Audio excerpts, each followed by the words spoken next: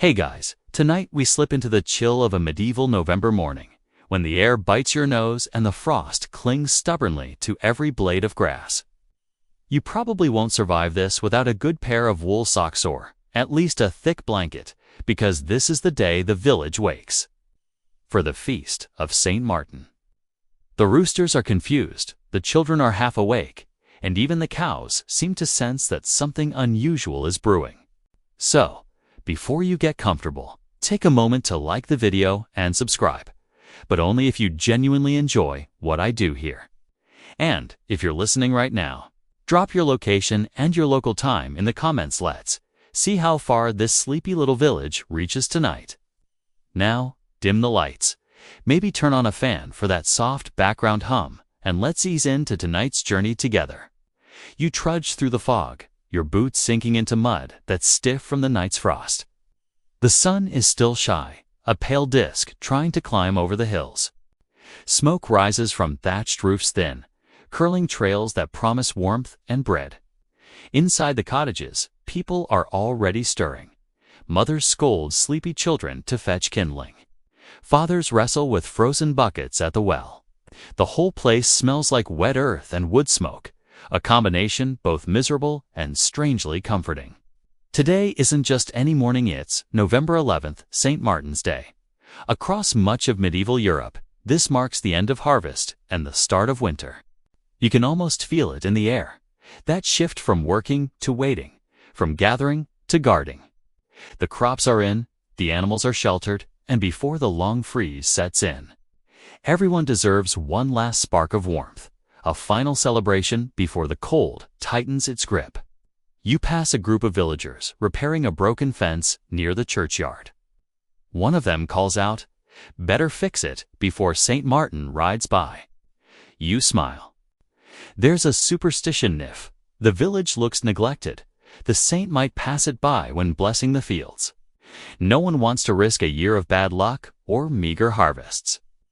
So even on this festive morning, chores come first. A bell tolls from the small stone church. Its single bell is cracked, and it gives off a lopsided sound, like an old drunk trying to sing. Still, the villagers pause to cross themselves. You follow the sound to the churchyard, where Father Benute stands near the door, brushing frost from his thin beard. He gives you a knowing nod. St. Martin's Day. A fine day to remember humility, he says, with the tone of someone who expects no one to remember it at all. The story of St. Martin is one you've heard since childhood. A Roman soldier who sliced his cloak in half to share it with a freezing beggar, only to find that beggar was Christ in disguise. Later, Martin became a bishop, much against his will. He tried to hide from the crowds who wanted to elect him, ducking into a goose pen for cover, but the noisy birds gave him away. That's why, centuries later, villagers roast a goose in his honor. It's a mix of reverence and revenge served with crispy skin. As you walk past the fields, you notice the stubble of harvested wheat glinting like gold in the morning light. Children chase each other between the rows, their laughter turning to clouds of breath. One boy carries a wooden lantern shaped like a star, its sides made of parchment, ready for tonight's procession. Another boasts that his family has already started plucking their goose.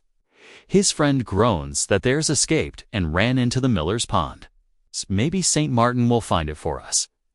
The boy jokes, and they both laugh.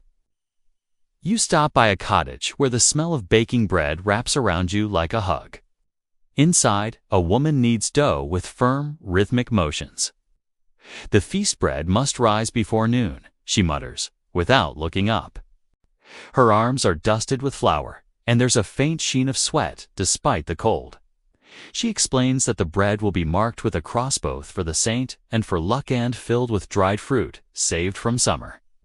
We work hard, we share hard, she says, glancing at you. That's the way of Martin's Day. Outside, the village square slowly transforms. Wooden tables are dragged out from barns. Benches appear, patched together from planks and barrels. A few early risers test their mugs of last year's wine, nodding in solemn approval after the first sour sip. You catch snippets of conversation about debts, marriages, and weather always weather. Someone jokes that St. Martin should have split his cloak into 10 pieces this year. Winter feels especially cruel already. A flock of geese flies overhead, their honking echoing against the thatched roofs. The villagers pause to watch, a sign. Someone whispers, "A good harvest next year." Historians still argue whether medieval people genuinely believed in such omens or simply used them as excuses for optimism. Either way, in a world where survival hinged on the unpredictable, signs and symbols mattered deeply. You wander toward the edge of the village, where the fields open into rolling pastures. Frost-crusted hedges sparkle like tiny diamonds, and a thin layer of mist hugs the ground. A shepherd waves at you from a distance, his cloak wrapped tight, his breath white. His flock moves sluggishly, clumps of wool against the gray. He calls out. Even the sheep know it's a feast day they've refused to walk. You chuckle, imagining St. Martin trying to divide his cloak again, muttering about stubborn animals. By midday, the air grows busier. The smithy rings with hammer blows as tools are sharpened for butchering. The air smells of iron and fire. Children run errands, delivering baskets of onions, apples, and jars of honey to the communal cook fires. You help an old man carry a cask of cider. He grins, revealing a toothless smile. "St. Martin bless ye," he says. "He once turned water into wine, you know." You pause. Wasn't that someone else? He shrugs. Maybe. But if it works, I'll take it. You stop for a moment to warm your hands near a bonfire where young women are spinning wool. Their laughter is easy, their cheeks pink from the cold. One of them teases you, "Careful, traveler. St. Martin might make you share your cloak next." Another replies, "He'd better not. I just finished sewing mine."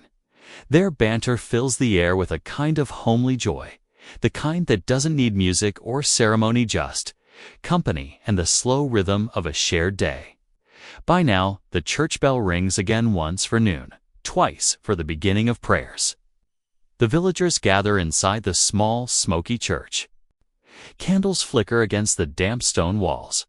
Father Benute preaches about charity, humility, and the warmth of faith, though his eyes linger a bit too long on the altar wine. The congregation hums a hymn in Latin, though most don't know the words.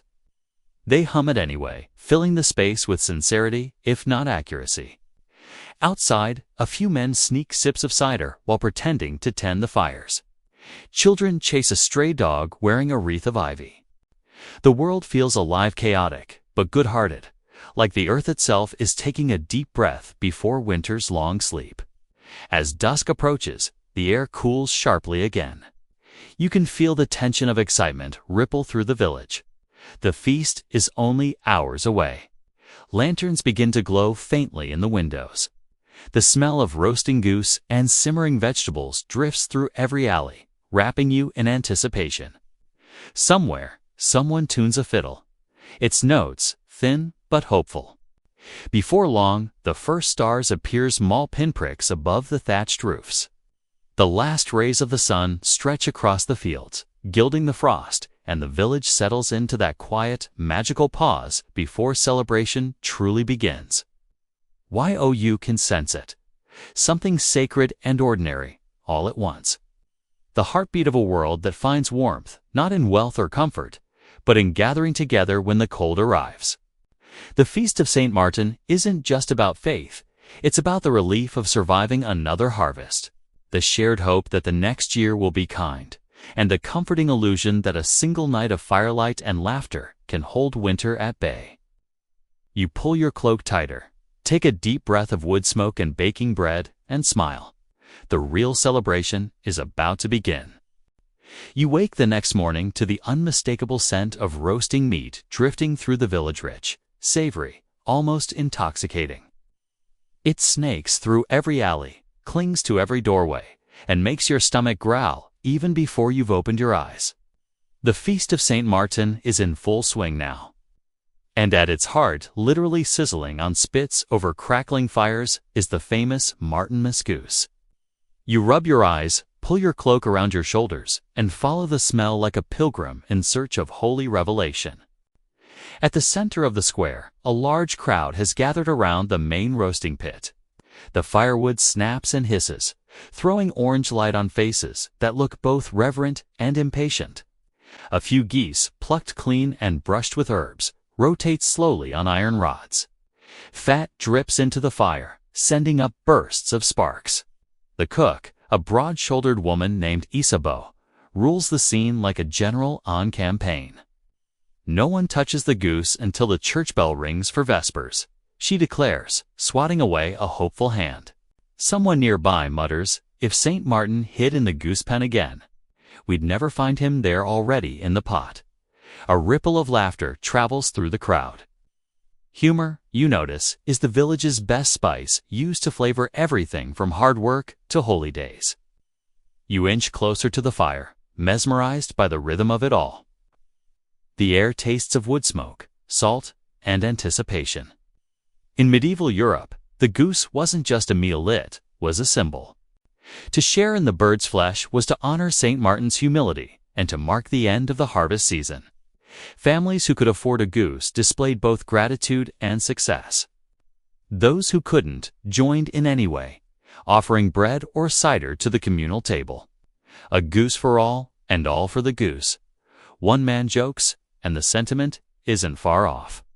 Historians still argue whether the goose tradition started purely from the saint story or from older pagan harvest feasts that blended into Christian celebration. Some claim it was a way to use up livestock before the fasting season of Advent began, a practical decision wrapped in piety. Whatever its roots, the sight of those glistening birds, turning and browning evenly, feels timeless. You can almost believe St. Martin himself might step out of the smoke for a bite. A group of children gathers at your feet, eyes wide, watching Isabeau baste the meat. One little girl whispers, "Do you think St. Martin eats goose in heaven?" Her brother snickers. No, he's still hiding from them. She frowns seriously. Then, who eats all the bones? You laugh quietly. It's the kind of innocent logic that survives every century. Nearby, women prepare side dishes with military precision. Cauldrons bubble with cabbage, leeks, and barley stew. Baskets overflow with apples, their skins glowing like polished amber. The miller's wife sprinkles spices into a pot of mulled wine, cinnamon, cloves, a pinch of pepper for heat. The scent wraps the square like a warm blanket. You take a cup when offered, the first sip burning your tongue and your worries away in equal measure. A toothless farmer tells you that in some villages, St. Martin's goose is divided according to strange customs. The breast goes to the landlord, the wings to the priest so he might fly to heaven faster, and the bones to the poor to boil into soup. Around here, he adds proudly, we just eat together. The priest can fly when his sermon's shorter. The laughter that follows is knowing, affectionate. It's the kind of joke you suspect Father Benute has heard 100 times and pretends not to mind. As the geese roast, stories unfold like old songs. An elder named Audric leans against a cart and recounts how, long ago, his grandfather saw St. Martin himself appear in a dream on this very night. He told him to plant rye instead of barley that year, Audric says, squinting as if the vision might return. And he did. The harvest was twice as big. A few listeners nod respectfully, while a young man whispers, or maybe he just got lucky. Audric gives him a look that could curdle milk.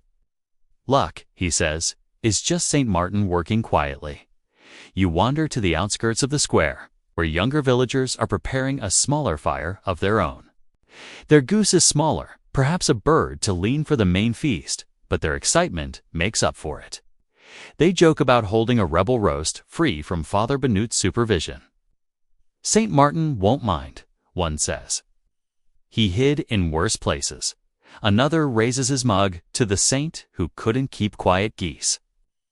The cheer that follows could probably be heard 3 villages away. You sit on a rough bench, the firelight painting the night gold. Someone passes you a slice of bread smeared with goose fat, salty, smoky, irresistible. You close your eyes and taste not just food, but history, a connection through centuries of hungry winters and grateful tables. In the church, the priest prepares for evening mass, his voice floating through the open door as he practices Latin prayers. The sound mingles with laughter and crackling fire, a reminder that sacred and ordinary are never far apart. When the bell finally tolls, deep and sonorous, the crowd gathers instinctively. The fires are stoked higher, casting the church in flickering light. Father Benute steps out, his vestments simple but dignified. "Brothers and sisters," he begins, "we give thanks for the bounty before us, for St. Martin's example, and for the hands that worked the fields and fires alike." His voice catches slightly, perhaps from the smoke, perhaps from emotion. Remember the beggar at the gate, he may be closer than you think. As he raises his hand in blessing, a loud honk interrupts the moment. A goose, clearly one that escaped the day's preparations, waddles defiantly through the crowd. For a heartbeat, the solemnity holds in, then laughter erupts. Even the priest chuckles. A messenger from the saint himself. Someone shouts, "Ah," he says, "save me a drumstick." The bird struts on, utterly unbothered, and disappears into the night like a feathered miracle. When the prayers end, the feasting begins in earnest. Knives flash, platters pass from hand to hand, and cups overflow. You find yourself next to Isabeau, who carves with the precision of a surgeon. She gives you a generous slice, whispering, "For helping me chase that goose this morning." The meat melts on your tongue, rich, tender, smoky, perfection. Everywhere you look, there's movement, a blur of hands, laughter, crumbs, and candlelight. The children gnaw on bones, their faces smeared with grease. The elders toast St. Martin and each other. Someone starts a song, something about wine, winter, and wives, and the chorus builds until even the geese on the far side of the village seem to join in. A traveling merchant leans toward you, lowering his voice. They say, he begins conspiratorially, that if you keep a goose bone from tonight and hang it in your rafters, it'll keep lightning from striking your home. You raise an eyebrow. Has it worked? He shrugs. I've still got a roof. Quirky, yes, but you can't help admiring how faith, luck, and practical superstition all share a dinner plate here. Later, as the night deepens, the fires die down to glowing coals. You help stack the bones for soup, listening to the last few conversations fade into yawns. The stars are bright above, and a soft wind carries the lingering scent of roast goose across the fields. For a moment, you imagine the saint himself wandering through the dark, smiling at the noise, forgiving the indulgence. You think back to that simple story of the soldier and the beggar, the split cloak that became a symbol of compassion. It's easy to forget, amid the laughter and wine, that the feast was born from an act of giving, not gluttony. But perhaps, you think, both belong together. After all, gratitude tastes best when shared. As you walk home through the frost, your breath rising like incense, the fires behind you flicker like stars fallen to earth. You pull your cloak tighter, not to hoard its warmth, but to remember the lesson that began it all. Sharing keeps the cold away longer than any fire ever could. The first thing you hear the next afternoon is the clatter of children's laughter echoing through the narrow lanes. It's high-pitched, chaotic, the kind of joyful noise that feels almost defiant against the encroaching cold. You step outside, and there they are, bundled in wool and rags, faces flushed, hands stained with soot and wax. Each of them clutches a small lantern, some shaped like stars, others like tiny churches or beasts. Their flickering lights dance against the damp gray of the November sky. "Come help us, traveler," one boy shouts, waving a stick tipped with a half-finished lantern. "It won't stand straight." His older sister rolls her eyes. "You used too much wax again." You crouch beside them, steadying the handle. The parchment glows, a soft amber from within, and when you hold it up, the shape of a goose appears, clumsy but earnest. "St. Martin will like that," you tell him. He beams. These lanterns, you realize, are not just toys. Their symbols the small fires carried in honor of St. Martin's generosity, to light the darkness as winter descends. Some historians think the tradition sprang from older harvest bonfires repurposed by the church. Others say it's purely Christian, meant to remind villagers of the soldier's guiding light. Historians still argue whether the procession began as an act of worship or a clever excuse to keep children busy while the adults drank. Judging by the scene before you, the latter seems entirely plausible. The streets are alive with preparation. Women hang garlands of ivy and dried apples over doorways. Men check the torches that will light the night parade, testing each by striking flint and muttering prayers that they won't go out too soon. The village blacksmith, cheeks red as embers, stands outside his forge, bending wire frames into circles for lantern handles. He hums a tune you don't recognize, something steady, rhythmic, almost hypnotic. Across the square, the bell tolls once. Its cracked voice carries a note of excitement now, less somber than before. The priest walks by, frowning as he sidesteps a puddle, and grumbles, "Let there be light, but not too much mischief." The children pretend not to hear him, already scheming. You follow a group of them to the edge of the fields where the last daylight drains from the sky. A boy named Colin pulls a turnip from his sack hollowed, carved with a jagged smile and fitted with a stub of candle. He grins proudly. "Better than a pumpkin," he says. You nod.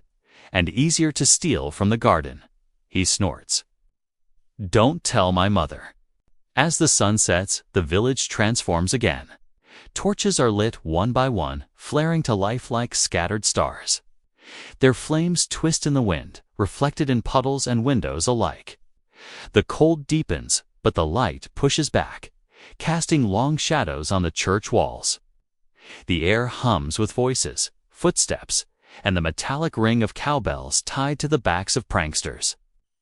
Somewhere nearby, a group of older boys sneaks around the priest's cottage, carrying a sack that jingles suspiciously. You trail them out of curiosity. They crouch behind the fence, stifling laughter. "Ready?" one whispers. Another nods and pulls from the sack a cluster of dried bladders filled with air. He ties them to the church bell rope, just below the belfry's opening. When the bell rings, the bladders will pop and make a sound like thunder. St. Martin's thunderclap. One boy snickers. "Should we?" Another hesitates. Father Benute said no mischief this year. The leader grins. "That's why it's funny." You almost intervene, but then again, what's a medieval festival without a little chaos? The prank goes off minutes later when the priest rings the bell for evening prayers. The first toll echoes normally, then bang. A loud, wet explosion rattles the square. Everyone jumps. The priest's startled yelp is drowned out by laughter. Even the stern old baker wipes tears of mirth from his eyes. The saint approves. Someone shouts. The bell clatters to a halt, leaving only giggles and echoing footsteps as the boys scatter into the dark. It's harmless mischief. Really the kind that will be retold all winter as the night St. Martin spoke with thunder. You drift toward the fire pit where women warm pots of honeyed wine. They hand you a cup, and the heat seeps through your gloves, chasing away the chill. Around you, torches sway as the villagers begin to gather for the parade. The air smells of wax, smoke, and excitement. A hush falls as Father Benute steps forward again, now smiling, despite himself. "Tonight," he says, raising his torch, "we walk as St. Martin walked through darkness, bearing light. Remember the beggar. Remember the warmth of mercy." The children line up behind him, lanterns held high. The flickering glow turns their faces gold. Then, with a murmur that spreads like fire through straw, the procession begins. You join the line, feeling the press of bodies on every side, the warmth of shared breath in the cold night. The path winds through the narrow lanes, past cottages and barns. Dogs bark from doorways. A few chickens, disturbed by the noise, squawk indignantly. From somewhere up ahead, a fiddle begins to play a simple tune that matches the rhythm of your footsteps. The procession pauses at the village well, where a wooden cross is planted in the ground.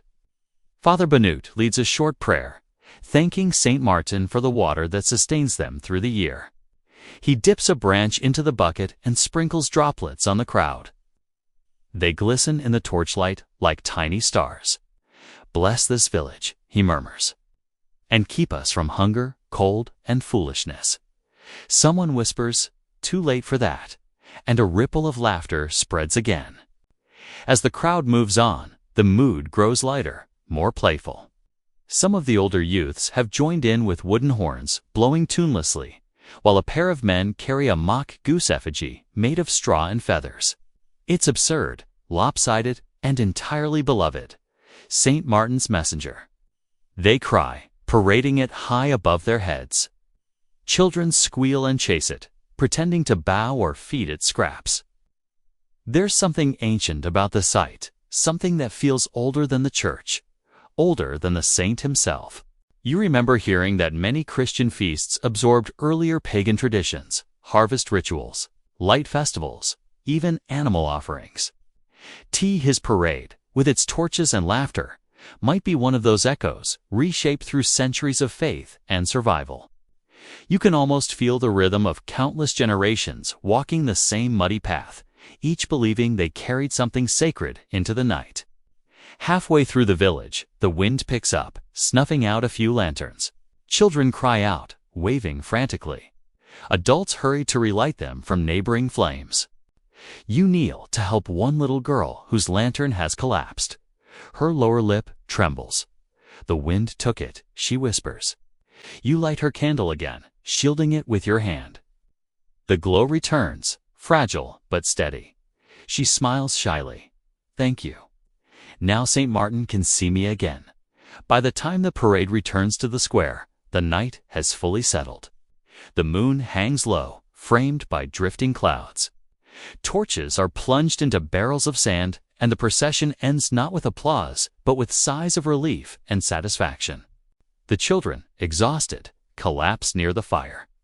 Their lanterns line the edge of the square like a ring of stars fallen to earth. Father Banut says one last prayer, his voice soft. "As the light fades, so may our worries fade. As the night deepens, may our hearts be warmed." The crowd murmurs, "Amen." Then, as if on cue, someone begins a new kind of hymn, one with a mischievous lilt, more tavern than church. It starts with one voice, then two, then the entire square joins in. Even the priest can't resist smiling as the tune rises, bright and irreverent. You sit near the fire, watching sparks climb into the dark. Around you, stories begin to bloom, whispers of who tripped, who sang off-key, who nearly set their cloak on fire. You overhear a young man boasting that his lantern stayed lit the whole time. "Saint Martin must love me best," he declares. Or maybe, his friend replies dryly, "You just walked slower." The embers glow, and the laughter softens. The pranksters return, sheepish but triumphant. Father Banut catches their eyes and shakes his head with exaggerated disapproval. "You'll scrub the church steps tomorrow," he says. "All of 'em?" The boys groan, but their grins give them away. He winks. Saint Martin forgives. "I suppose I should too." You sip the last of your wine, letting its warmth pool in your chest. The night feels endless, yet fleeting, as though caught between memory and dream. The torches, the laughter, the faint echo of bells, it all blurs into something that feels less like history and more like heartbeat. Somewhere nearby, someone murmurs a prayer, not to a saint or God, but to the simple joy of being alive, together, with the light still burning. You close your eyes and let the sound of it carry you, the faint hum of faith and mischief mingling like smoke in the air. The air that evening hums like a held breath. Every torch, every flicker of flame seems to tremble with anticipation. The murmurs of the crowd rise and fall as if the whole village is part of one great, nervous heartbeat. You stand among them, lantern in hand, as the church doors creak open, and there he is. A man on horseback, cloaked in crimson wool, silver helmet gleaming beneath the torchlight. The rider's cloak billows dramatically as he guides his horse into the square, and a collective sigh escapes the villagers. Saint Martin, or rather, the local miller dressed as him this year, has arrived. The horse stamps the ground, sending little clouds of steam into the cold night air. Someone mutters approvingly, "A fine steed." Finer than last year's mule. The rider lifts his sword, a dull but imposing thing, and the firelight catches its edge. He doesn't speak yet. He doesn't need to. The children gasp in awe. The elders bow their heads, and even Father Benute smiles with restrained pride. Saint Martin rides again. A voice calls from the back, and the crowd echoes it. Laughter and reverence tangled together. The play half pageant, half prayer begins. A few villagers act out the famous story. You recognize the beggar immediately. It's Pierre the tanner, wrapped in rags, his nose reddened by drink rather than cold. He staggers before the horse, calling out, "Mercy, good soldier. I freeze while you feast." The children watch wide-eyed. Saint Martin dismounts slowly, his cloak flowing behind him. The miller hams it up, taking his time, letting the suspense stretch. Then, with a swift movement, he slices his cloak in half with the blunt sword. The crowd gasps, even though they've seen it every year. He drapes one half over Pierre's shoulders, who instantly straightens up and cries, "I am warm," a little too enthusiastically. The villagers applaud. It's simple, heartfelt, and just the right amount of ridiculous. You can't help but grin. This isn't just a show. It's memory made visible. Every gesture, every line carries centuries of meaning, reminding everyone why this night matters. Compassion, humility, shared warmth in the face of a long, cold season. The procession resumes, now led by Saint Martin himself.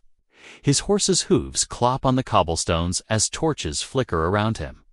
Bells jingle from the children's lanterns. The crowd moves like a river of light, weaving through the streets. From somewhere behind, a flute starts to play a simple melody, lilting and melancholy. The notes drift upward, tangling with the faint smell of roasted goose and candle smoke. As the parade winds past the fields, the darkness beyond feels enormous. The stars hang low and sharp. The villagers press closer together, the glow of their torches carving out a small island of warmth in a sea of black. You can almost sense how much this ritual means to them, not just for the saint, but for each other. The firelight holds back the loneliness of winter, if only for one night. Near the edge of the village, the procession stops at a small shrine, a rough wooden carving of Saint Martin himself, cloak forever outstretched. The priest steps forward and begins the blessing. "We remember not the soldier, but the servant," he says, his breath turning to mist. "Not the sword, but the cloak. Not the wealth, but the warmth given away." Someone behind you murmurs a quiet amen, though another whispers, "I remember last year when the cloak caught fire." You hide a smile.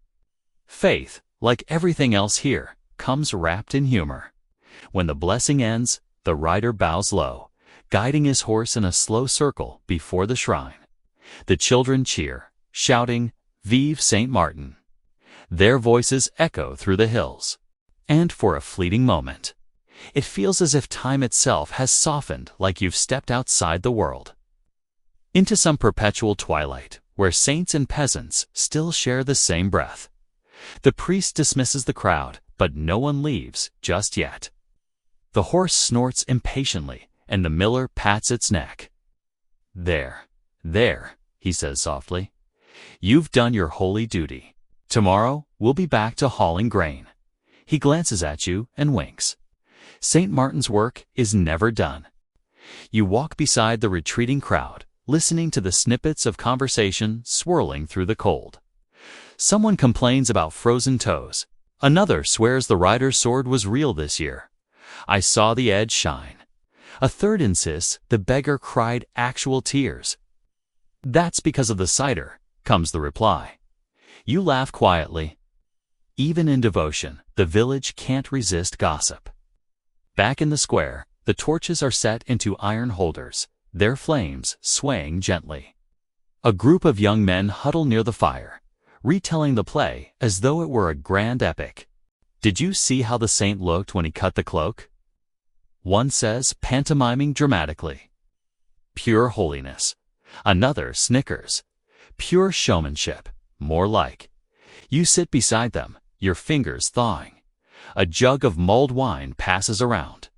It's sweet and heavy with spice. You take a sip and let it linger on your tongue. The world seems to glow from the inside out. A few musicians gather near the fountain. A fiddler, a drummer, and a man with a flute carved from bone. They begin to play not a hymn this time, but a lively folk tune. The rhythm catches on instantly. Feet start tapping, skirts swish, and laughter bubbles up again. Even the priest lingers on the edge of the firelight, watching, his sternness melting with each measure. The rider, now dismounted and very much the miller again, joins the circle, still wearing half his red cloak. Someone hands him a wooden cup of wine, and he raises it high. "To Saint Martin," he shouts, who knew when to share and when to drink. The crowd roars approval. You watch as the firelight flickers across faces, some young, some lined by years, all softened by the same glow. The dance begins slowly. A shuffle, a turn, a clumsy spin. Soon it becomes a whirl of motion, a storm of boots and laughter and swirling fabric. You find yourself drawn in, swept up by the rhythm. There's a strange beauty in it. The mix of reverence and release, faith and foolishness, the sheer humanity of it all. You imagine Saint Martin himself watching from somewhere above, perhaps among them, invisible, smiling at the joy he once inspired. The music shifts to a slower tune, almost mournful. The dancers pause, panting, faces flushed. Someone begins to sing a woman's voice, low and pure. The song tells of a soldier who laid down his sword, who gave away his cloak, who found heaven in humility. The melody drifts over the square like mist, and even the wind seems too quiet to listen. When the song ends, there's a silence that feels sacred. No one speaks for a long moment. Then a child, unable to bear the stillness, lets out a loud hiccup.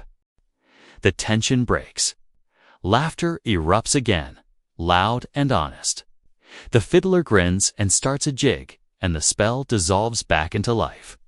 Later, as the crowd thins, you wander toward the church. The door is open, the interior dim, except for a few candles. The statue of Saint Martin stands near the altar, his carved wooden cloak spread wide. Someone has left half a loaf of bread at his feet, and beside it, a feather from the feast's goose. A simple offering faith translated through the language of daily life. You sit on one of the cold benches for a moment, letting the quiet settle over you. Outside, you can still hear faint music, the sound of laughter carried on the wind. You think about the strange balance of it all, sacred and profane, solemnity and silliness, devotion wrapped in wine and grease and song. Maybe that's what makes the Feast of Saint Martin endure not perfection, but humanity. A creak at the doorway draws your attention. Father Benute steps inside, rubbing his hands for warmth. He sees you and smiles tiredly. "A fine night," he says softly. "You know, historians may say we mix too much drink with our devotion, but I say joy is its own kind of prayer." You nod. "And perhaps the most honest one." He chuckles. Indeed, he kneels briefly before the statue, murmurs something under his breath, then rises. "Now," he adds, "tomorrow we return to our sins and sorrows, but tonight we have done well." You step outside together. The last of the torches gutter in the wind, sending up faint curls of smoke that twist like ghosts into the dark sky. Somewhere in the distance, a lone fiddle plays the final strains of the dance. The sound fades into silence, leaving only the whisper of the wind and the slow crackle of dying embers. The horse snorts from its post near the well, stamping the ground. The miller, half saint, half showman, snores loudly in a nearby wagon. You and the priest share a quiet laugh. "Good night, Saint Martin," he murmurs. almost to himself. Ride safely home, and as you look out over the quiet village, you feel it too, that sense of something holy that lingers after the noise has gone. A warmth that isn't fire, a peace that isn't silence, but both together, resting softly on the world. Morning comes slowly, creeping over the thatched roofs like a cautious cat. The village smells faintly of wood smoke, stale wine, and roasted goose. You wake to the sound of a rooster who clearly has no regard for human exhaustion and stretch beneath a wool blanket that scratches more than it warms. Outside, the frost glitters on the grass, and for a moment, the world looks dipped in silver. You step into the lane, boots crunching over frozen earth. The feast is far from over today, brings its quieter, messier continuation. The first day honored St. Martin himself, but the second belongs to the people. It's for laughter, leftovers, and the glorious return to normal sinning after a night of saintly behavior. The baker's door stands wide open, a sure sign that he's baking the Martin loaves. You peek inside to find him covered in flour, muttering to himself as he kneads. He looks up, eyes bloodshot, but cheerful. You again. You'll not get a loaf till the second batch. The first's for the poor. He winks, which is a fancy way of saying the priest got here early. The loaves are shaped into curious forms, some like geese, others like the bishop's mitre. Each is brushed with egg and baked till golden. A few children press against the doorway, their noses shiny with cold, hoping for crumbs. The baker shoos them off gently. St. Martin feeds the hungry, he says, but not before sunrise. Across the square, the villagers gather again, though slower, softer than last night. Many cradle their heads, victims of too much celebration. One man dunks his face in the trough near the well, comes up gasping, and declares, "St. Martin's water is colder than his mercy." You can't help but laugh. You follow the smell of broth to the communal cauldron simmering outside the tavern. The cook, a formidable woman with arms like tree trunks, stirs it with a wooden paddle. Goose bones, onions, and whatever's left from last night, she announces proudly. It's called thrift stew. The trick is to never know exactly what's in it. You take a bowl, the steam curling against your cheeks. The broth is salty, smoky, and oddly comforting. You sip slowly as the morning fog lifts, revealing a world that seems both weary and content.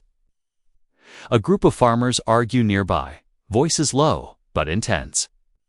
You catch fragments, tithes, taxes, and a rumor about the Lord's steward visiting soon. Even during feasts, life insists on being complicated. "Okay," one mutters. Historians still argue whether St. Martin ever meant to stop war or just make it warmer. Another snorts. "If he could have stopped taxes, I'd worship him twice." As the sun climbs higher, laughter returns. Children race through the lanes, chasing each other with bundles of straw, pretending to be horses. They gallop past you, shouting, "I'm St. Martin." And no, I'm the beggar. Their giggles echoing like little bells. Down by the stream, women wash the pots and platters used for the feast. The water bites at their hands, but they sing as they work a lilting tune about sharing cloaks and bread.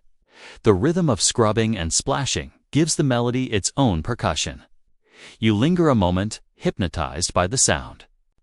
Then, as if drawn by instinct, your feet take you toward the fields. The stubble from the last harvest still glistens with frost. A few men move among them, carrying bundles of straw toward the barns. One of them pauses, waving you closer. "You here for the cutting?" he asks, grinning. "Today we burned the last sheaf, the spirit of the harvest, sent off to St. Martin." You follow them to a small clearing where a pile of straw stands like a golden monument. The villagers gather around, murmuring little prayers. Someone lights a torch, and the fire catches instantly, roaring to life. The flames climb high, and sparks scatter into the bright morning. For a moment, everyone is silent. The crackle of burning straw fills the air, and the scent of smoke mingles with that of distant roasting meat. It's beautiful in a simple, brutal way, the closing of one season and the hesitant opening of another. A boy nearby tugs your sleeve. They say, he whispers, that if you jump through the smoke, you'll have luck all winter. His eyes gleam with mischief. Before you can answer, he takes a running leap through the cloud of warm ash. His mother yells, but the boy comes out coughing and laughing. The others cheer. You find yourself tempted to try, just to feel part of the ritual, half faith, half foolishness, like most traditions. After the fire dies down, people linger, chatting idly. Someone tells the story of how, in an old year, the straw caught the Lord's barn by mistake. A miracle it was put out, an old man says. Or maybe St. Martin enjoys a little drama. Another replies. Or maybe the Lord finally paid for better thatching. Lunch comes in waves. Goose again. It's time cold, with dark rye bread and onion relish. The wine is watered down now, the merriment replaced by gentle wariness. The talk turns to the coming winter, the stored grain, the weather signs, the health of the animals. You listen quietly, sensing the shift from celebration to preparation. In a small corner of the square, Father Benute gathers the children again. He tells them the legend once more, but this time softer, less theatrical. Remember, he says, St. Martin didn't give his cloak because he had too much. He gave because someone else had none. The children nod, some only half listening. Eyes already drifting toward a stray goose feather fluttering in the breeze. He smiles indulgently. Perhaps next year you'll tell the story to me. Afternoon slides in like melted gold. The light turns honey-colored, and the shadows stretch long. Some villagers doze against walls, others mend clothes or sweep the square. The energy of the feast has burned away, leaving a cozy exhaustion in its wake. You wander toward the outskirts where a few shepherds are repairing fences. One of them, a wiry man with a missing tooth, grins as you approach. A fine St. Martin's, eh? Though I remember when we used to light the fires on the hill. Said the smoke guided the souls of the lost back home. He shrugs. Now the priest calls that superstition.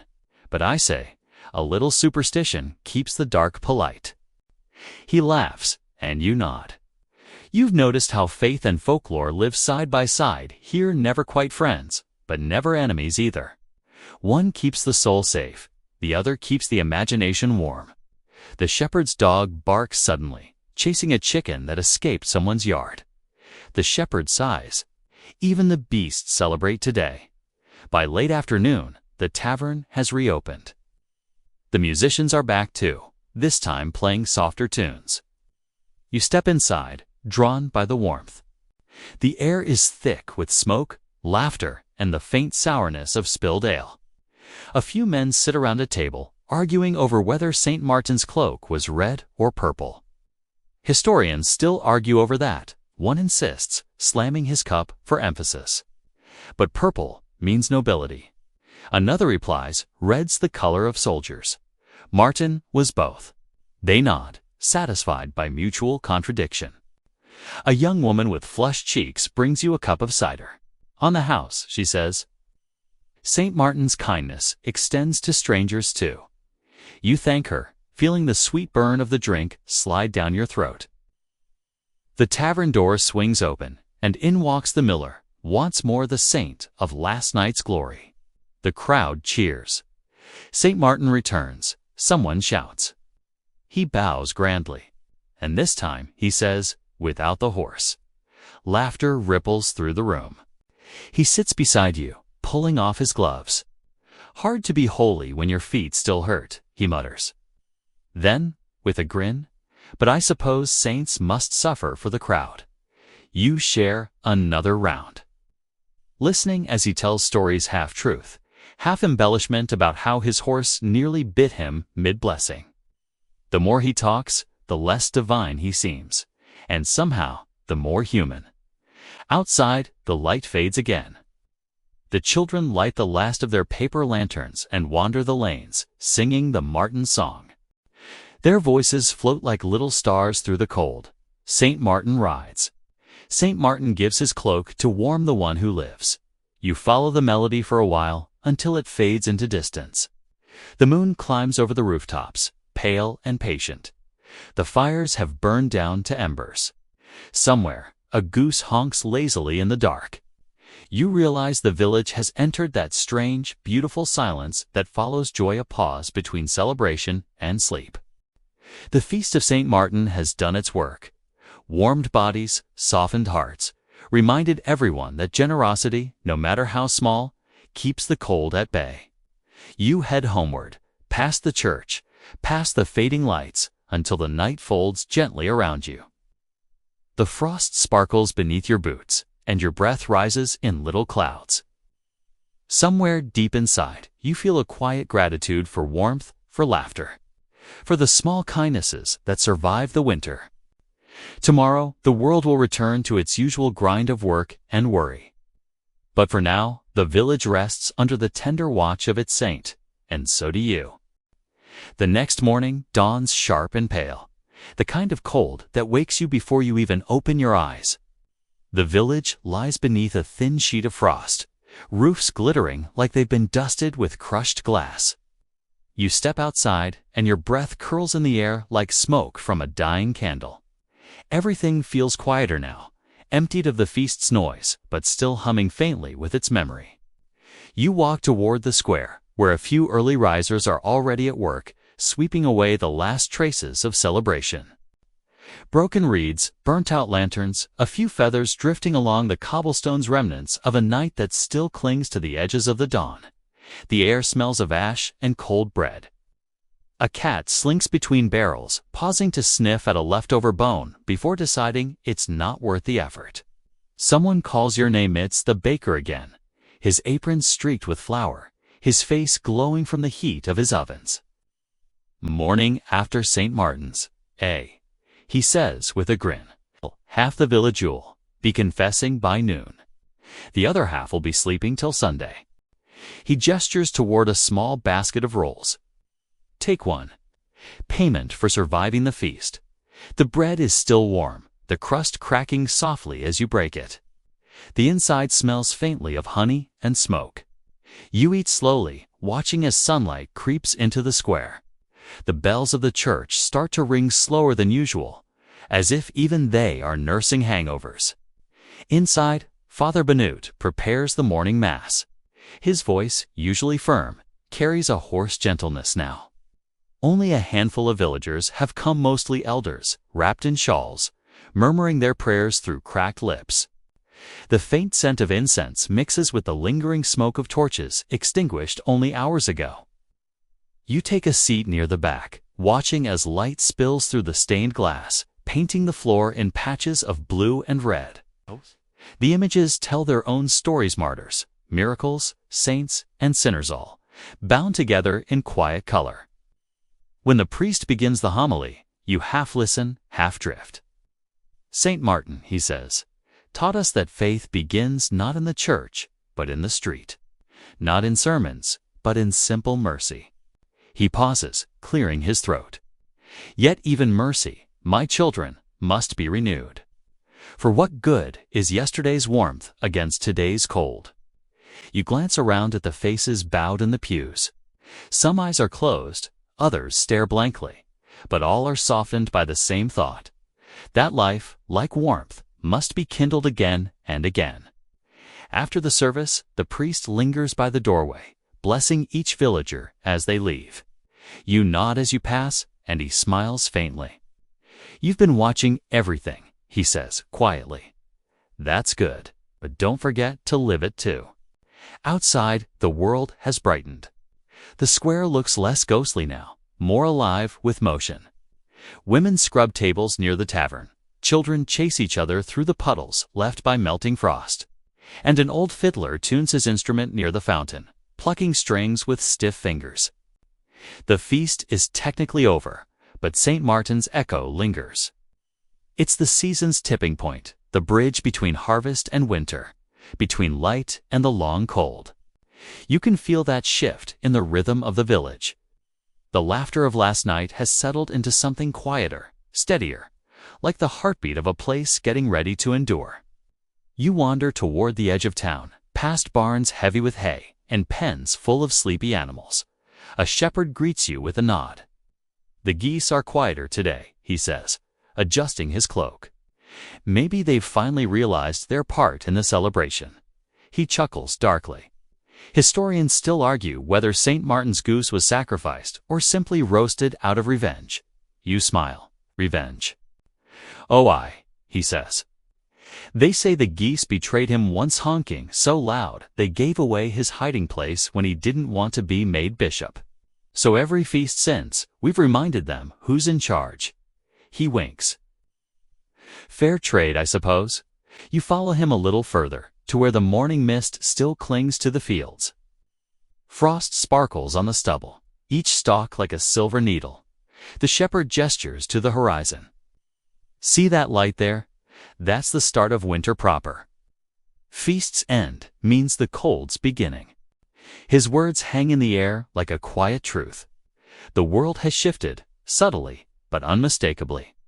You can feel it in the wind, in the earth's stillness, in the way the birds fly lower now. Back in the village, the marketplace comes alive again. Merchants set up small tables, their goods modest but bright, spices, ribbons, tiny charms carved from bone. One woman sells candles shaped like cloaks, another offers dried apples strung on twine.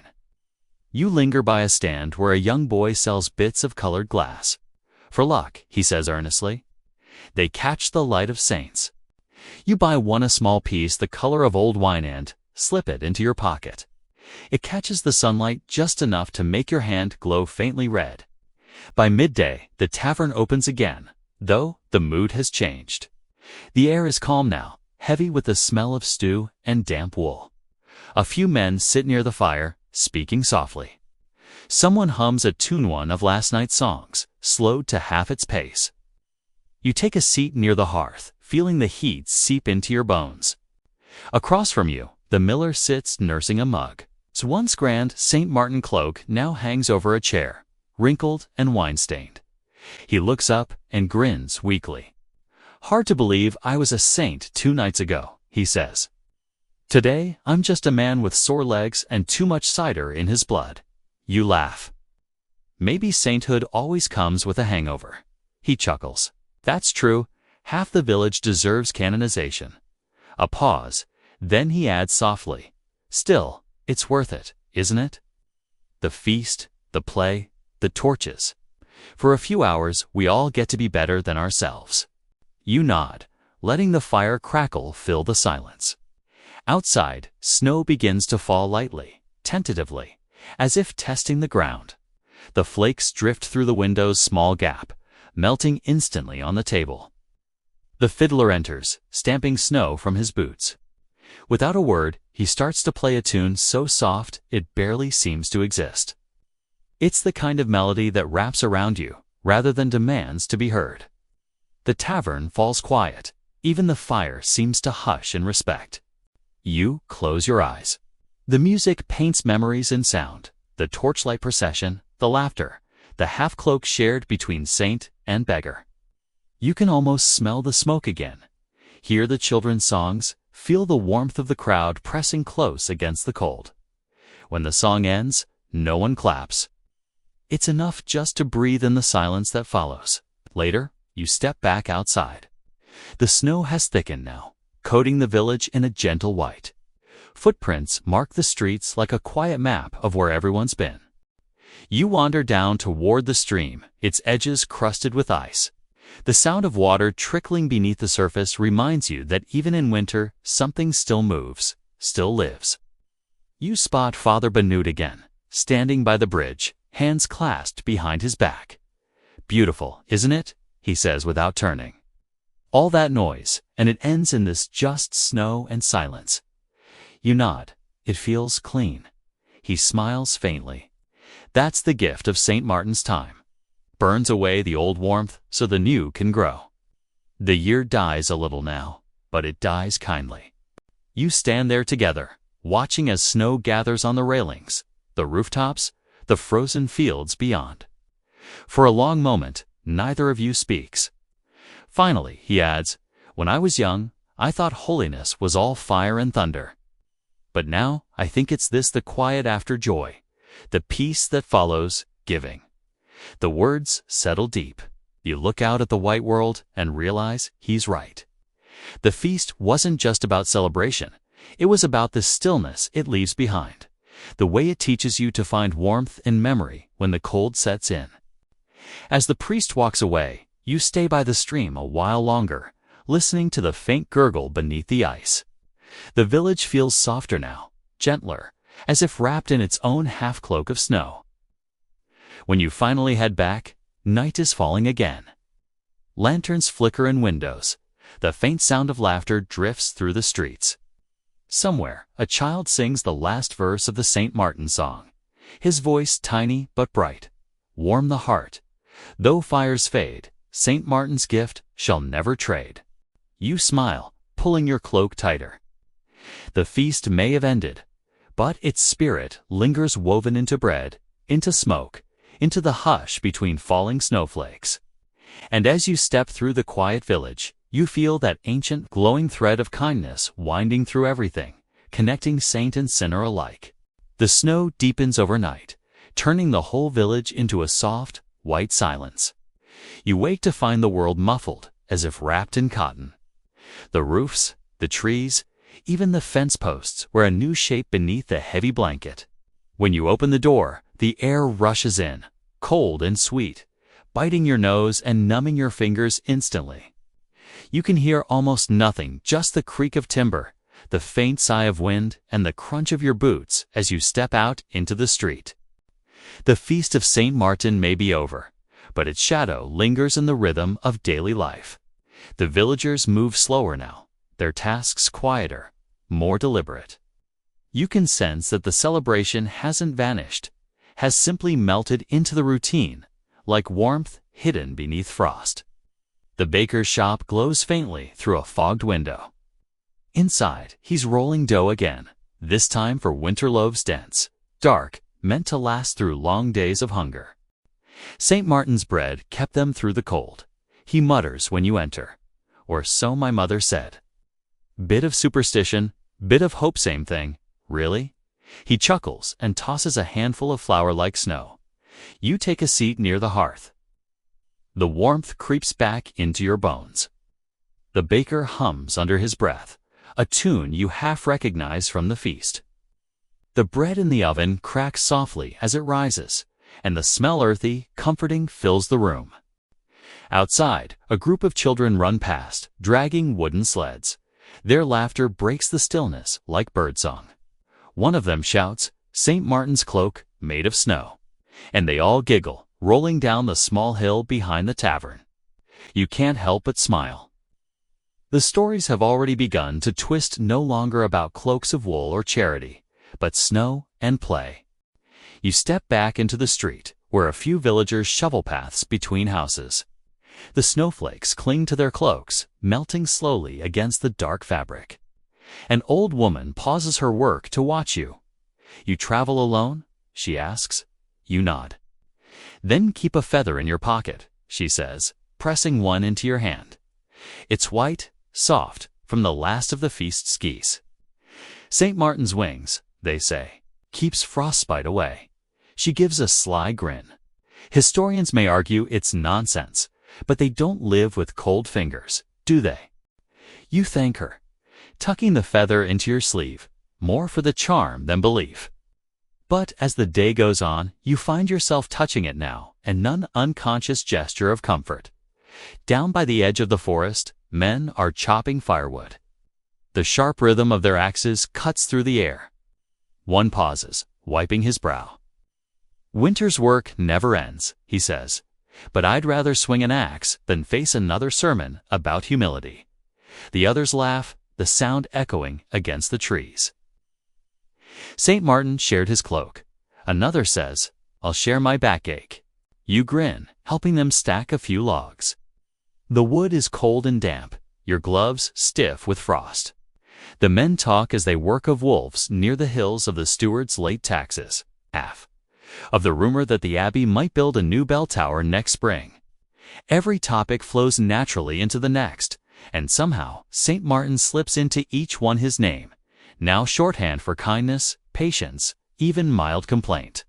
When the work's done, they pass around a flask of something strong enough to make your breath catch. For warmth, the woodcutter says solemnly. St. Martin would approve. You cough, but the burn does warm you, spreading through your chest like a quiet flame.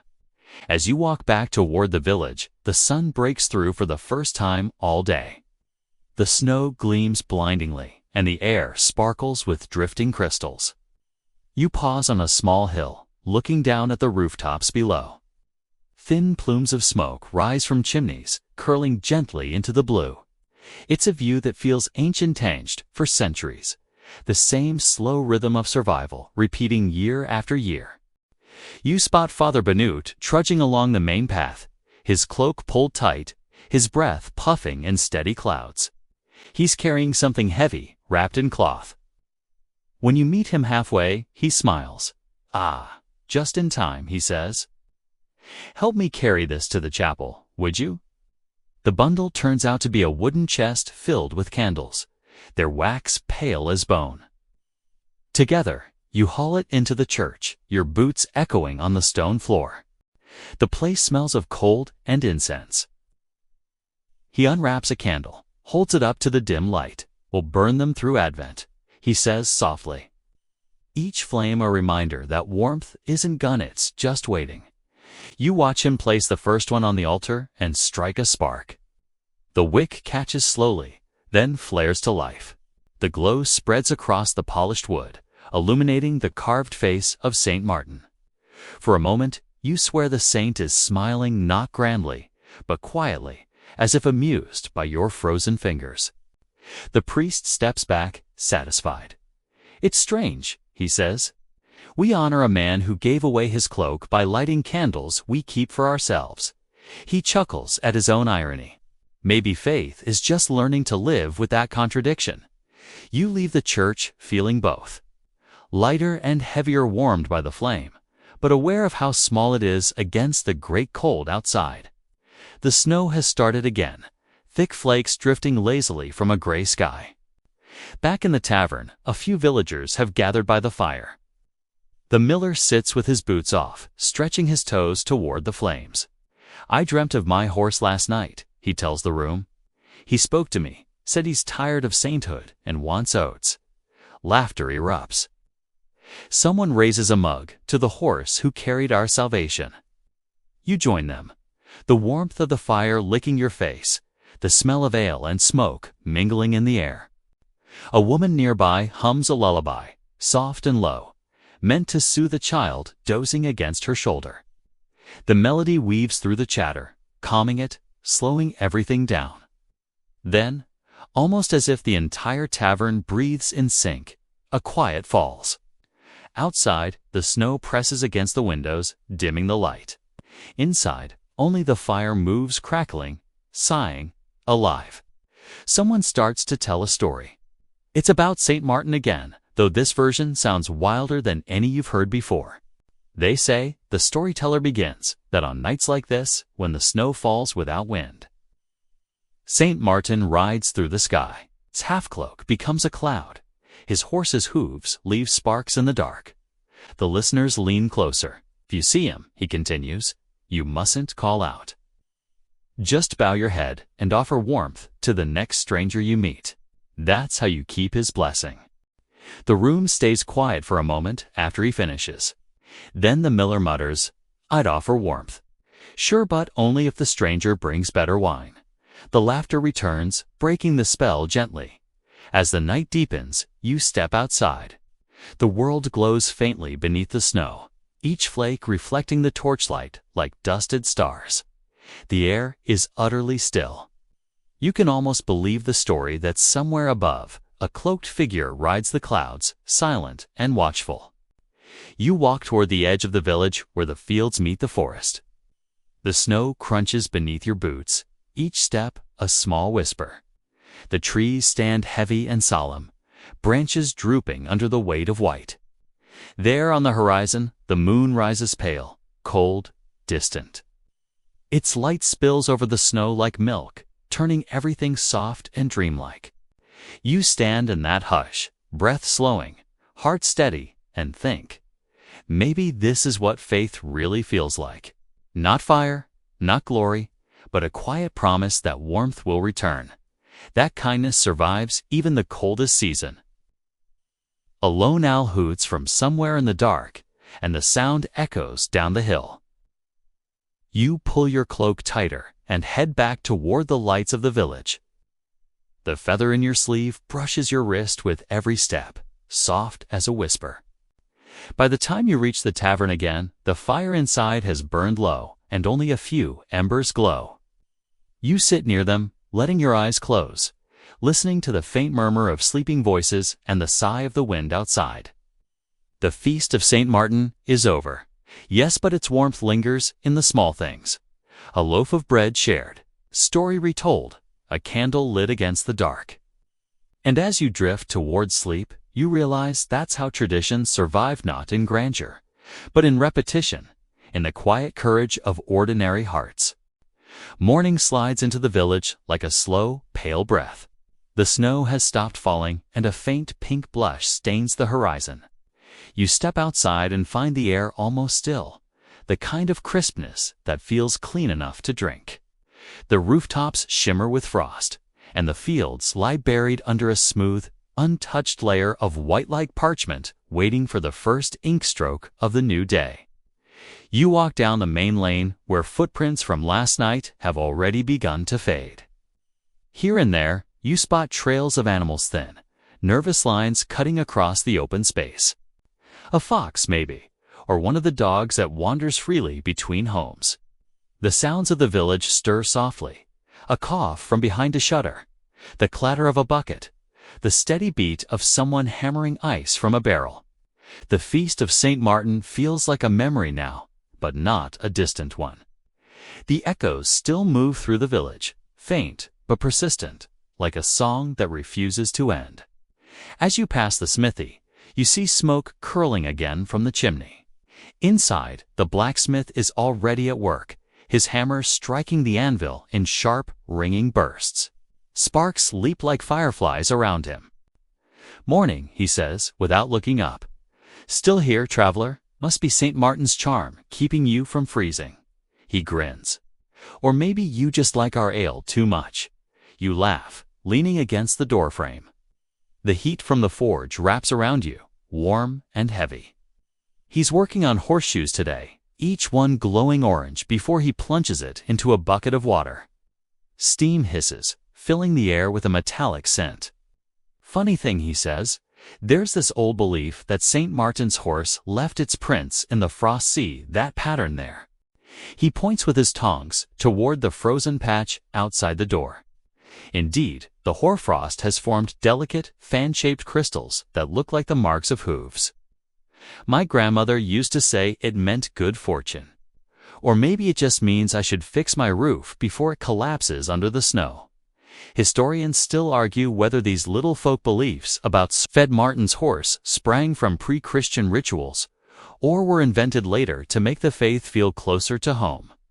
Either way, they've stuck like frost in the collective memory. You thank the smith and move on, your boots crunching over the ice.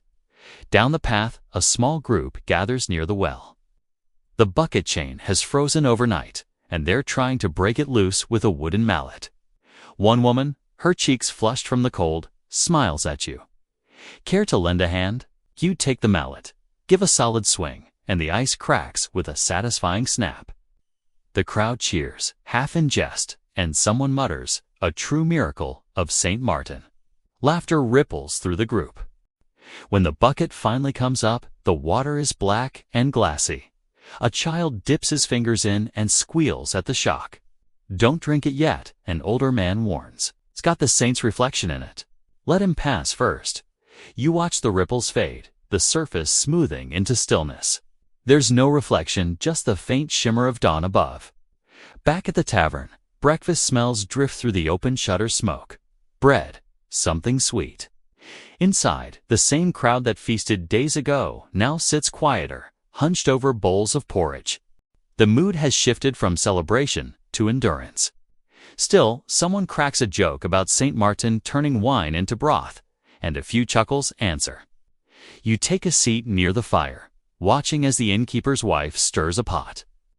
The flames dance against the iron, casting ripples of gold on the walls. "Strange, isn't it?" she says suddenly. After the feast, everything feels emptier, like the world's exhaled. She taps the spoon thoughtfully. But that's winter for you saints in snow, and a lot of waiting. Her husband brings over a loaf of dark rye and slices it thick. "Eat," he says. "We don't have miracles, but we have butter." You grin, tearing the bread apart. The crust crackles, the steam curls upward, and for a moment it feels like warmth itself might be enough to live on. Later, you step outside again, full and drowsy. The sky has cleared to a brilliant blue, but the cold has deepened, biting sharper at your skin. You decide to walk toward the river, the same one where the children once floated candles during the feast. It's nearly frozen now, a sheet of ice that hums faintly when the wind crosses it. A fisherman stands near the bank, his net stiff and silver with frost. "Won't catch much today," he says. But the ice sings. That's worth the walk. You listen and indeed, beneath the surface, the river groans softly, stretching and cracking as it freezes further. It sounds like the earth breathing in slow motion. He glances at you. They say St. Martin walked on rivers once sterned, the ice solid under his feet to cross and bring food to the poor. He shrugs. Maybe just a story, but it helps the waiting feel shorter. The light shifts as noon approaches, bright but weak. The sun gives no real heat, only the illusion of it. You pull your cloak tighter and wander back toward the village, your thoughts heavy but calm. Everywhere you look, there are remnants of the feast, bits of straw from old decorations. Footprints leading nowhere, a forgotten wreath frozen to a door. Even in its fading, the celebration seems to cling to everything. At the edge of the square, you find Father Benute again, standing beside the chapel well. He's tossing handfuls of grain to a small flock of pigeons. They were St. Martin's friends, he says with a half-smile. Or so one legend claims. Supposedly, they followed him wherever he went. I rather like that idea, companionship without question. You stand beside him for a while, watching the birds peck and flutter. Their feathers shimmer with faint blues and greens in the sunlight. "You know," he continues, "there's debate over whether Martin even intended to be a saint. He just was kind. Simple as that. Historians still argue whether the miracles came after the man, or whether the man was simply bigger than his story." He chuckles. "I suspect both are true." You nod. It's easy to imagine that a humble soldier who became a bishop not through ambition, but because someone had to do the work. And somehow, that quiet practicality outlived empires. By mid-afternoon, the village settles into silence again. Smoke trails rise steady from every chimney.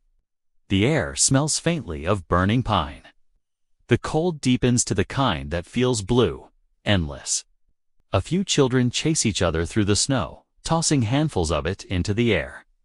Their laughter rings against the walls, echoing like bells. One of them waves at you, grinning through a scarf. "We're building St. Martin's horse," he shouts, patting a lumpy shape in the snow. But it keeps collapsing. You wave back, promising silently that the next thaw will bring it to life. As the sun sets, long shadows stretch across the ground, painting the world in gold and violet. You walk once more to the edge of the forest, drawn by the pull of quiet.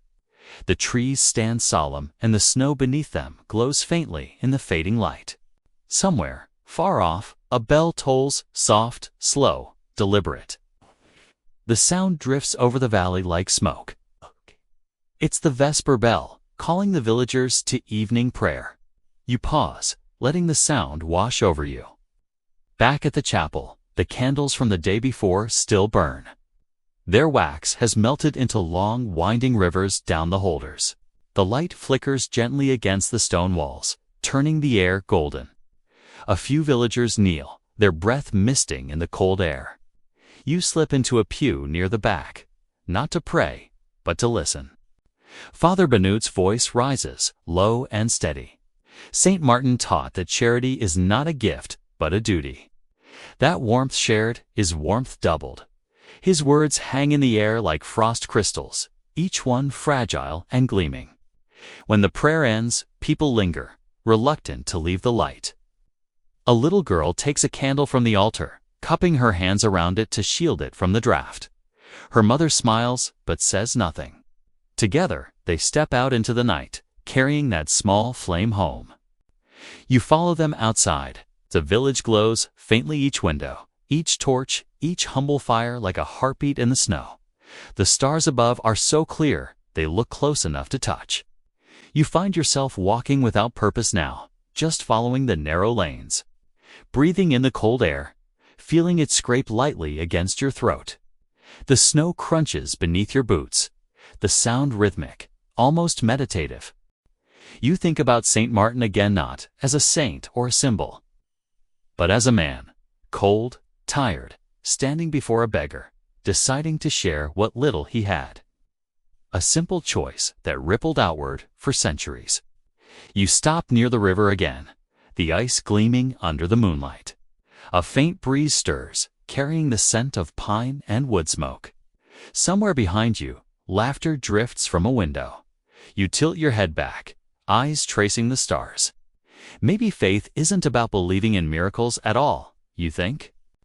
Maybe it's about choosing to believe in people, in the baker, the blacksmith, the priest, the children building snow horses. In the idea that warmth can be made, shared, passed on, even when the world seems frozen. You take a deep breath.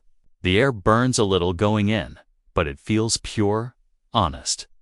You tuck your hands into your cloak and start back toward the inn. The feather in your sleeve brushes against your wrist again. You smile, remembering the old woman's words, St. Martin's wings. The door creaks open, spilling firelight onto the snow. Inside, the warmth greets you like an old friend. You sit down near the hearth, watching the flames twist and murmur. The logs shift, sending up a small shower of sparks. Outside, the wind hums low, like a lullaby. Somewhere deep in your bones, you can feel it, the quiet pulse of the feast, still alive, even after the songs have faded. Not gone, just resting. Waiting for the next story, the next winter, the next stranger who needs warmth. The following morning arrives muted, the village still wrapped in the hush of snow and lingering memory. You trudge through icy lanes, boots crunching in rhythm with your own pulse. The air is sharp, biting at cheeks and ears alike, but there's an odd comfort in its clarity.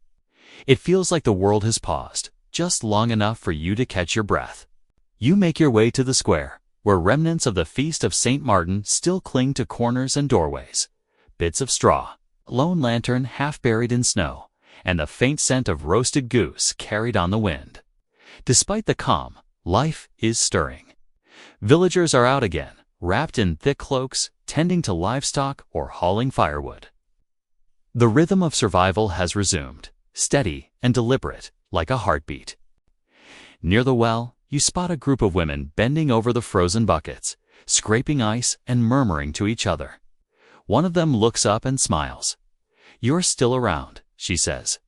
"I thought even the saints would chase you away by now."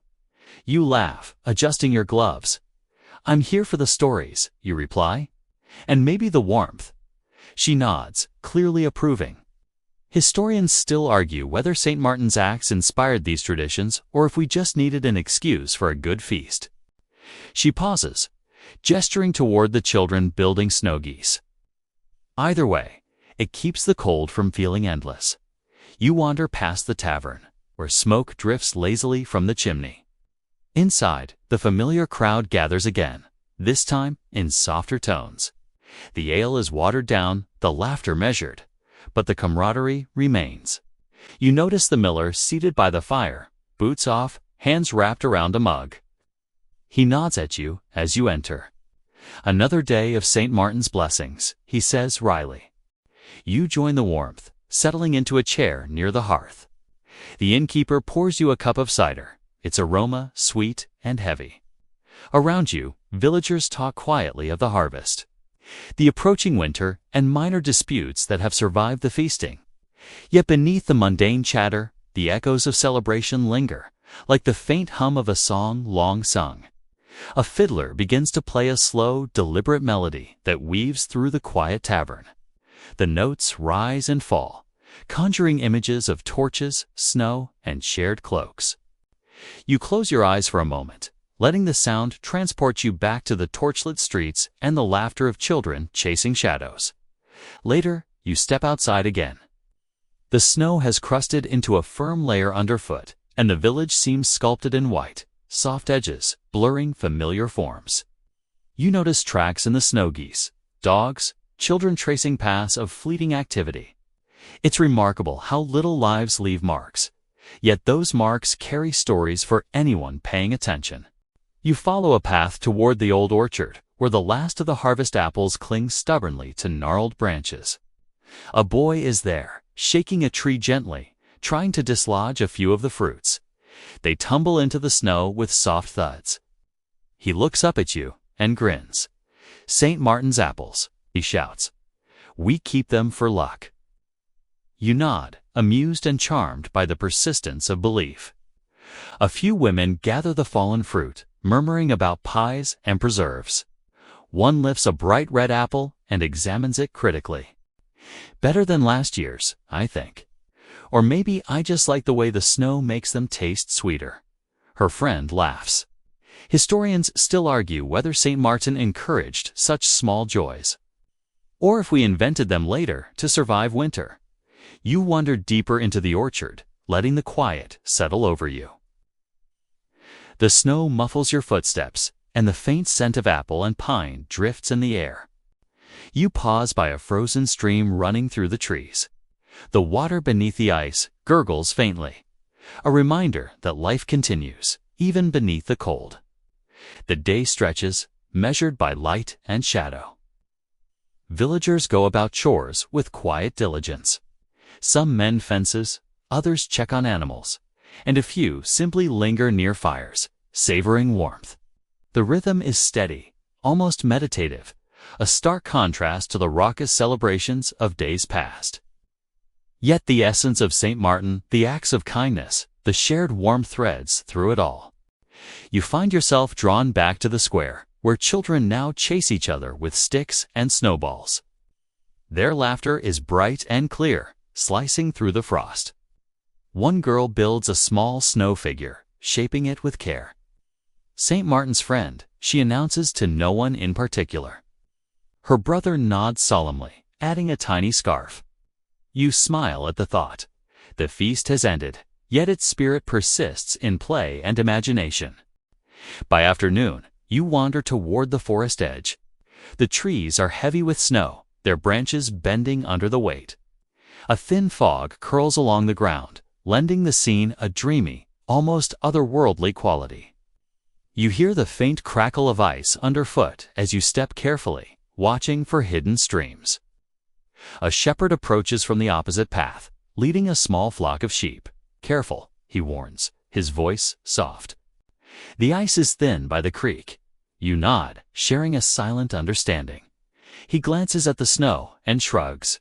"We'll manage. St. Martin always finds a way." The phrase hangs in the air, familiar and comforting. It doesn't matter if the story is literal or legend. What matters is the way it shapes behavior, encourages caution, and inspires generosity. Even in mundane tasks, the echo of a feast lingers. You pause to rest against a tree, listening to the wind rustle through snow-laden branches. Somewhere, an owl calls, its voice carrying across the still forest. The sound is a reminder of the quiet resilience of life, of cycles repeating despite the cold. As the sun dips toward the horizon, long shadows stretch across the village.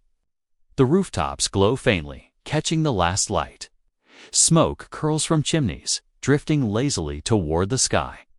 You notice the faint glow of lanterns in windows, small flames that ward off darkness and cold. Back in the square, Father Banut walks slowly among the villagers. His hands are clasped behind his back, and his steps are measured. He pauses to exchange a word with a few people, nodding at their small offerings of firewood or food. His presence is quiet, unassuming yet undeniably steady, a human embodiment of the feast's lingering kindness. You follow him at a distance, watching as he pauses by the old well. Children gather around, whispering stories they've heard from adults, embellishing them further. The priest listens, eyes twinkling, then offers a small blessing. "Remember," he says softly, "even a simple act sharing bread. Offering warmth keeps the spirit alive." The day wanes, and villagers begin returning home, carrying what little firewood they can manage, gathering animals' clothes, and preparing for the night. You walk past the frozen fountain, the water beneath the ice gleaming silver in the dim light. Footprints mark a map of human life across the snow, fleeting yet meaningful. By twilight, the village is quiet again, settled into the embrace of winter. The snow softens every sound. You pause on the bridge overlooking the river. The ice reflects the faint pink and violet hues of sunset. Somewhere in the distance, a dog barks, the sound traveling long and clear across the still landscape. You think of the feast, the torches, the music, the laughter, the cloak shared. All of it now lives in the quiet gestures. A loaf divided, a fire tended, a hand extended to someone cold or hungry. Even absent of spectacle, the spirit persists, guiding, comforting, reminding. You stay by the bridge, watching as the stars emerge one by one. Each seems to pulse faintly, like distant lanterns. You breathe deeply, savoring the crisp, cold air, the quiet, the sense of continuity of being part of a story that began centuries ago and continues, quietly, here and now. As darkness falls, you turn back toward the village. The snow crunches beneath your boots, your breath forming little clouds in the cold. Lights glow softly from homes, each window a small hearth. You feel the pulse of life, slow and steady, warmed by memory, kindness, and the faint enduring glow of St. Martin's example. Night has settled over the village like a soft, heavy blanket, and the snow that fell earlier now shimmers faintly in the moonlight. You walk through streets lined with rooftops, frosted white, the quiet punctuated only by distant animal calls and the occasional murmur of late travelers. Each step crunches softly, a gentle rhythm echoing in the still air. The feast of St. Martin has long passed, yet its warmth hums beneath the surface of everything, a faint glow you can almost feel pressing against the cold. You wander past the church, its stone walls glowing faintly under the moon. The candles from the day before flicker in the windows, spilling golden light onto the snow. Father Benute steps out, still carrying a few candles, walking carefully so as not to let the flame go out. He pauses as he sees you. "Evening," he says softly, the words muffled by his scarf. The village sleeps soon, but the feast's lessons linger. You nod, letting the silence stretch between you. There's comfort in this quiet, the knowledge that even without revelry, even after laughter has faded, the small acts of warmth, the sharing of bread and fire, remain. Historians still argue whether the deeper meaning of St. Martin's feast was intended by the man himself or whether generations of villagers shaped it to their own rhythm. But standing here, you don't need answers. You feel it. You feel the kindness, the shared humanity threaded through the village like a hidden lifeline. A cold breeze brushes your face, carrying the scent of pine and wood smoke. You notice a child's snow sculpture at the edge of the square, half finished, tilting under the weight of frost. A small smile creeps across your face. The little things survive, the snow geese, the candles, the echoes of music and laughter. These, more than torches or feasts, are what imprint themselves on memory. You follow a path to the old orchard. Bare trees stand like silent sentinels, their limbs heavy with snow. The apples left behind from harvest glint faintly, their red skin muted beneath frost. A boy's footprints cross the snow here, evidence of earlier exploration. You trace them briefly, feeling a strange satisfaction in connecting the frozen points of human life across the landscape. This is St. Martin's Feast, reborn, not in spectacle, but in these small, quiet moments. By the river, the ice has hardened since morning, reflecting the silver moonlight like a mirror. You watch as the water underneath whispers and gurgles faintly, reminding you that life persists even under a frozen surface. A fisherman's net hangs along the bank, frozen stiff. He waves to you silently from the opposite side, and you wave back. The shared acknowledgement feels intimate, a reminder of community maintained not by grand gestures, but by simple presence and care. Inside the tavern, a few late villagers linger near the fire, their voices subdued, eyes heavy with the day's labor. The miller stretches, his back stiff from chores, and jokes quietly about how St. Martin's cloak would have been a welcome addition to his chores. A low laugh rolls through the room, soft but genuine, carrying the warmth of human companionship. You settle into a chair by the hearth, letting the fire's glow creep into your fingers and toes. The fiddler returns, tuning his instrument with careful patience. He begins a slow, almost meditative melody. The notes rise and fall, curling through the room, coaxing stories from memory and imagination. You close your eyes, letting the sound paint images of torches, feasts, and cloaks shared. You can almost smell the smoke, taste the bread, hear the children's laughter echoing faintly beneath the walls. Outside, the wind rustles the snow gently, but inside, the tavern is a sanctuary. A woman hums softly, rocking a sleeping child, the melody threading through the quiet. The fire crackles in response, shadows stretching and twisting across the walls. You feel the weight of the season pressing in, yet paradoxically, you feel lighter. The feast may be over, but its spirit has been embedded into every hearth, every story, every shared glance. Later, you wander through the streets once more. The village feels smaller now, intimate, each building and path carrying the memory of celebrations past. You notice the frozen fountain in the square, its surface shimmering faintly. A single candle flickers atop the stone, left by a passerby who believes in tiny acts of kindness. Its glow dances across the snow, reflecting into your eyes.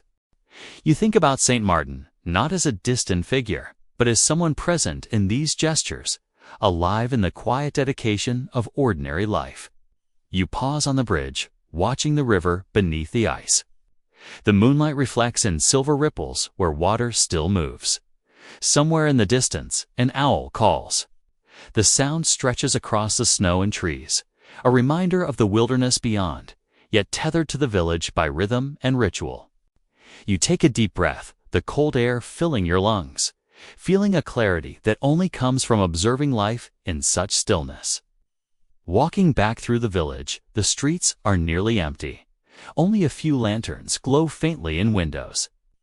You hear the faint creak of timber as houses settle, the distant lowing of animals in their pens, the soft shuffle of a villager's boots returning home. Every detail feels deliberate, alive, yet gentle, a continuation of the feast's spirit without its noise. Finally, you reach the chapel. The candles you and Father Benute tended days ago still burn, small rivers of wax winding down holders. The flicker of light reflects off the stone walls, revealing the carved image of St. Martin sharing his cloak. You stand silently, feeling the continuity, the warmth of kindness, the resonance of generosity, the reminder that even in a frozen, quiet world, light persists. You think about the villagers, their acts of endurance and care. The way every person you passed carried a little warmth for someone else, often unnoticed, often unremarked. And in that reflection, you feel the true gift of St. Martin's Feast. It wasn't the bread, the torches, or even the music hit, was the embedding of compassion into the everyday fabric of life. Historians still argue whether this was intentional or evolved organically, but you know in your bones that it works, that it survives, and that it quietly shapes the world. As you step outside one last time, the snow lies thick and unbroken, the moon high in the sky. The village is hushed, settled, breathing softly. You walk slowly toward the inn, boots leaving a path behind you, mindful of each step. The air is cold, but the warmth you've carried from hearths, smiles, shared food, and gentle songs follows, tucked into your coat and pockets, a private ember against the night.